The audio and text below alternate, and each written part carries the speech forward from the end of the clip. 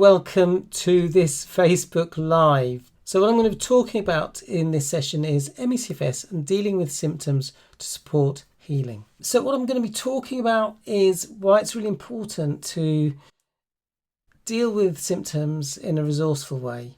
So some of the mistakes people make around symptoms, and these are completely understandable, these are things I did when I had ME/CFS, is that they see symptoms as bad. They see themselves as a failure if they're experiencing symptoms, if they've overdone it, for instance, and they view symptoms as something to fear. Another mistake people make, they don't consider all the factors that may be driving the symptoms, which results in frustration and upset. And we know that stress hinders recovery, so it's important to deal with those emotions and feelings so that we can actually support recovery. And when we get our approach to symptoms right, then this can support recovery. I posted a video earlier today of a client who was saying, actually, I'm now relaxed about the sensations that I'm experiencing. So in this session, I'm going to kind of give an overview of different approaches for dealing with symptoms. And in future videos we'll go into more depth. Why I'm doing that is because not one size fits everybody, okay? So some approaches might be more suited to some people than others. But if you don't address certain things or don't consider certain things, you might be missing some important pieces of the jigsaw. So the first thing we need to do is reframe the way we look at symptoms. Consider that symptoms are the mind and body's way of trying to protect us. They are our friend, okay? They're giving us important information, and I'll talk a bit about how we use that information. So I'd like to invite you to, rather than talking about symptoms, to consider using the word sensations. What difference do you notice when you use the word sensation? Pop a message in the chat. Be really interested to hear your thoughts on that difference. What's the difference between the word saying I've got this symptom, I'm experiencing this sensation? So my take is that when we use the word sensation, it's less emotive. There's less sense of good or bad, okay? So I want you to consider the following analogy. Imagine you're driving along in a car and suddenly one of the lights on the dashboard goes off. And it's the sign that your engine is overheating. So in that situation, the important thing to do is to stop, okay? Because otherwise you can cause damage to the engine. And obviously you need to fix the issue. If you don't fix the issue, it'll happen again. So Katina says, symptom refers to being unwell, sensation general to all. Yeah.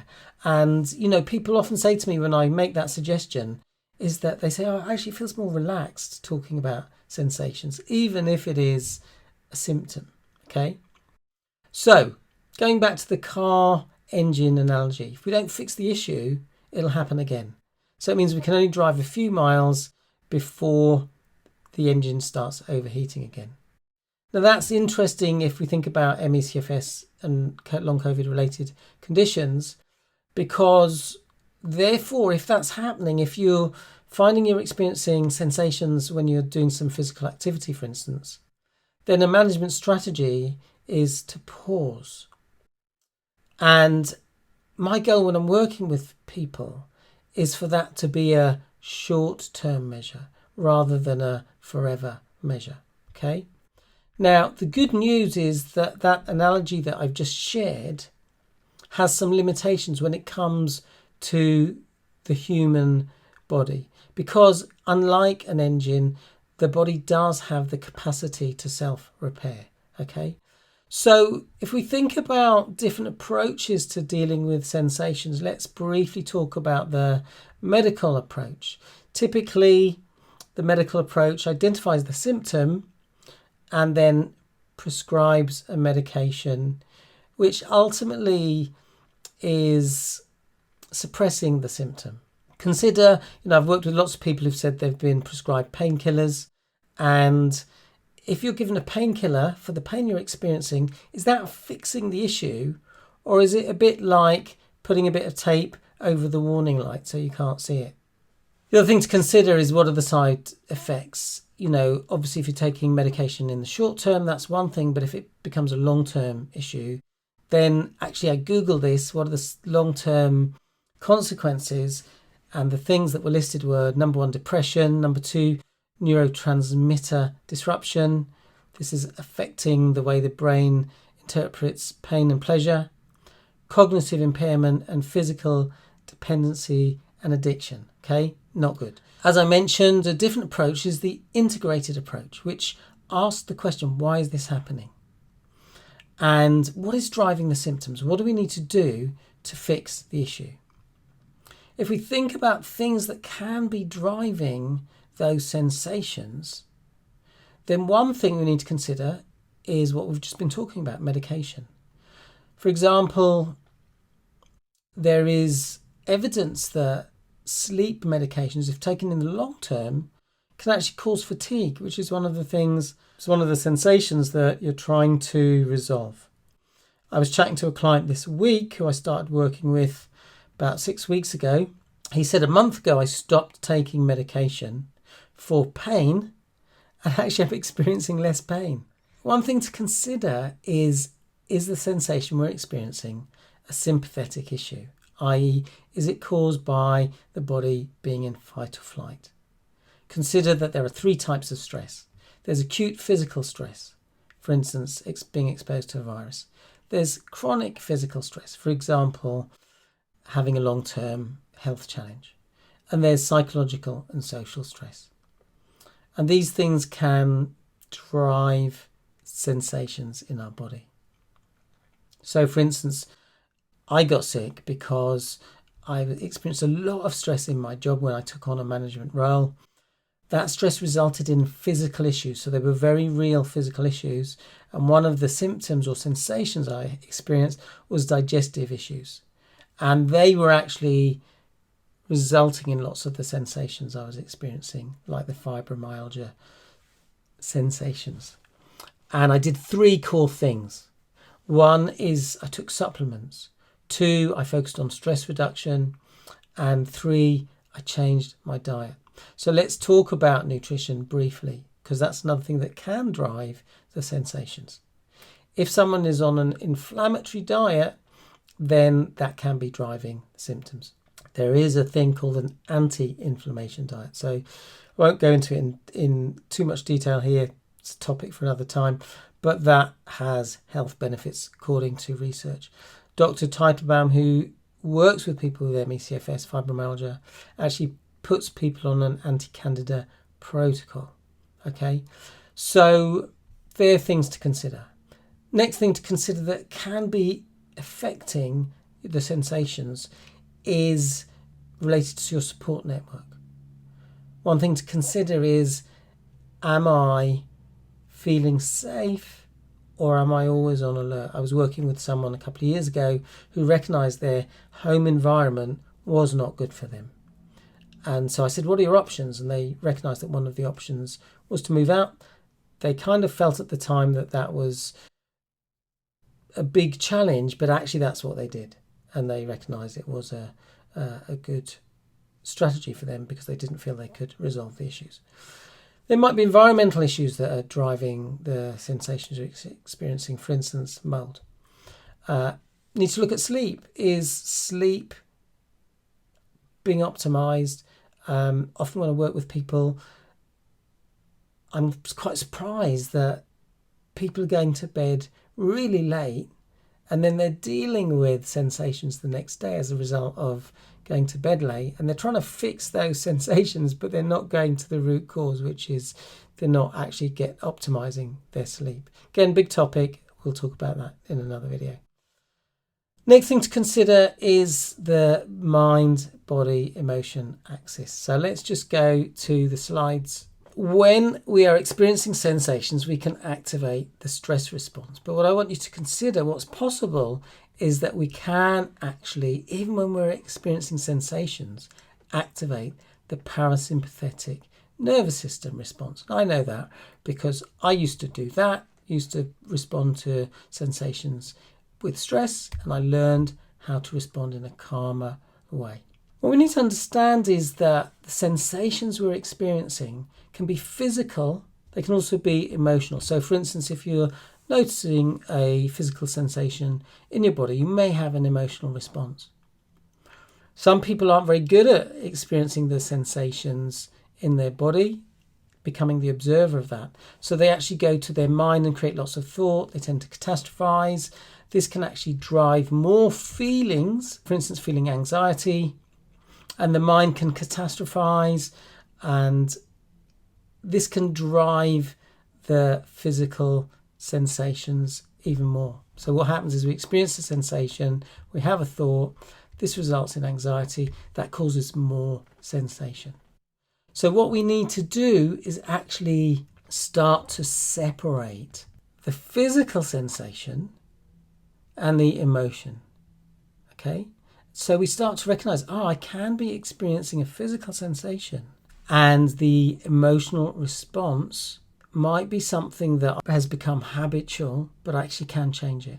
So the next thing to consider is that, if we're viewing sensations as bad, then, as I say, it's driving this pattern. So next thing to consider is that the sensations we're experiencing can be a wiring issue, can be an error. Now, this doesn't apply to all people all the time, but consider, for instance, I had a client who 20 years before I started working with her, she was in a car crash and she experienced sensation in her back, pain in her back for 20 years. And one of the things we talked about is how, these pain responses can become conditioned. We start to expect them and the brain gets wired to expect those responses. There's a very good video produced by the Australian Health Authority that talks about this. And so she learned brain training techniques where she identified the emotional response to the physical sensation. She learned how to interrupt that. She learned how to create new responses that calmed her physiology. And this can help the body heal and therefore resolve those issues. It can actually help the brain rewire itself so it stops responding in that way. Okay.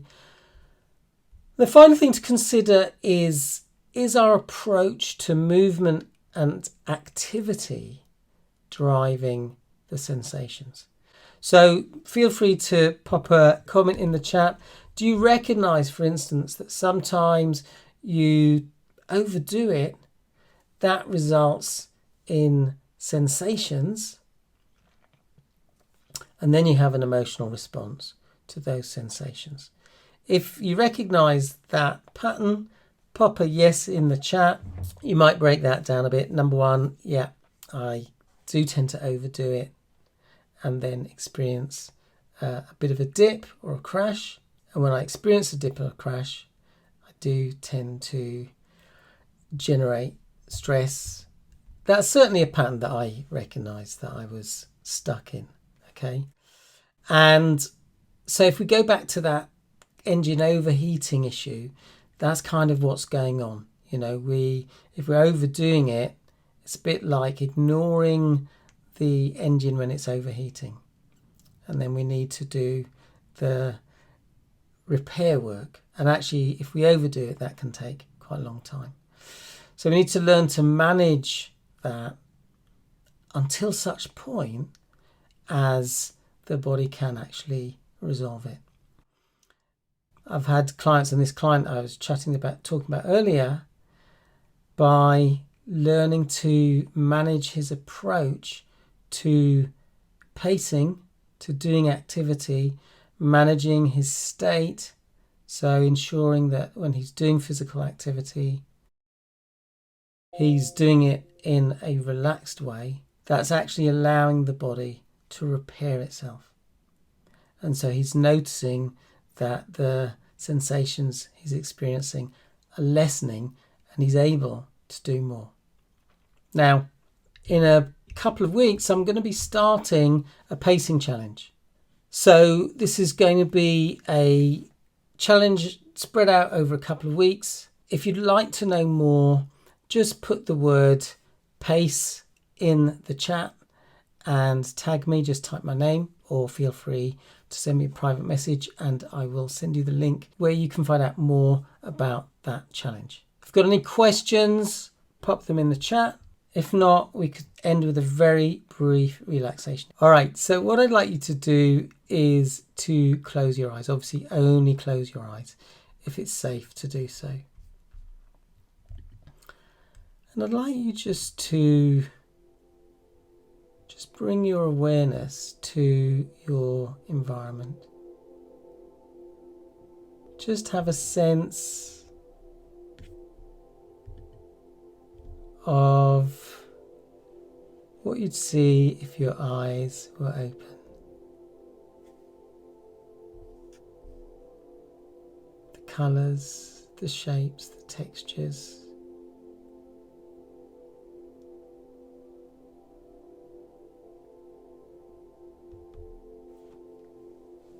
Now just bring your awareness to any sounds that you hear, other than the sound of my voice.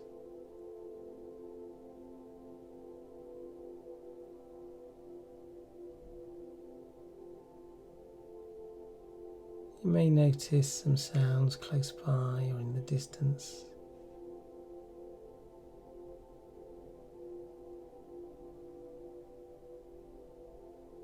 You can just let any sounds that you don't need to pay attention to wash over you. As you allow yourself to just listen to my voice. I'd like you to just bring your attention to your physical body. Just noticing the contact between your body and any surfaces touching your body, whatever you're sitting or lying on.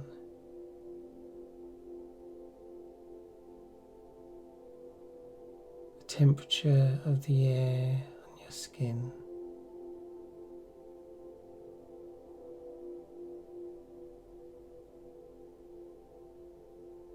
Just have that awareness of your physical body.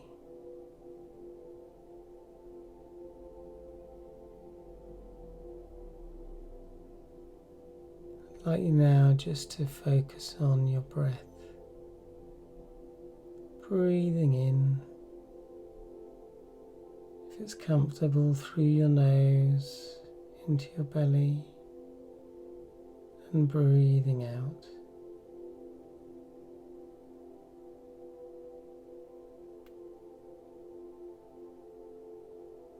As you breathe in and out, you might choose to imagine the breath as a colour. Imagine it entering your nostrils, going into your lungs,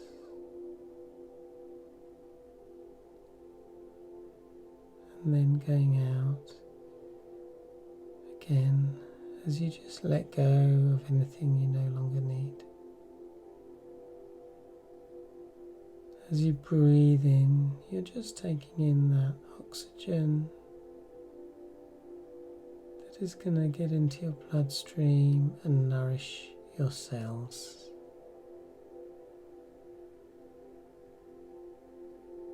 And as you allow that to happen naturally, the oxygen being carried round your body, oxygenating your cells, helping your cells to work efficiently.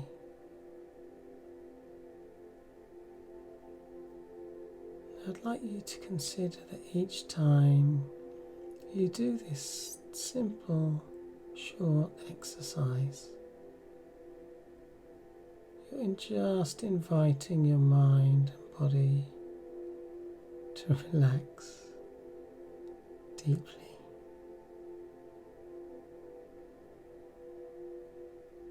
Knowing you can do this or another simple exercise when you choose. If you're going to carry on with your day, I invite you to just slowly bring yourself back. If you're going to carry on resting or even go to sleep, you can just carry on, allowing your mind and body to relax. But for now, I say thanks for watching. Got any questions, get in touch. As I say, if you'd like to find out more about the pacing challenge, which is going to be starting soon, just put the word pace in the chat or comment below and I'll send you the link. Thanks for watching, wishing you great health. Bye for now.